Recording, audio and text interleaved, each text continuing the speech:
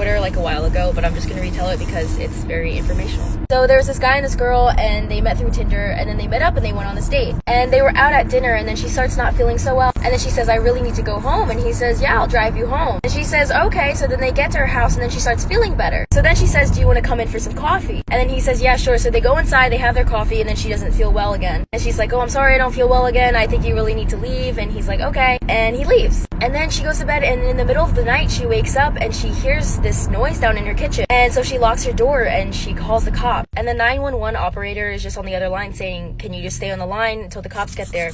And then the cops get there and they're like, the door is locked. Like, we don't think anyone's inside. And she's like, I promise you, someone's inside my house. I can hear them. She says, you have my permission to break down the door. So she's still up in her room, and then she hears the cops break down the door.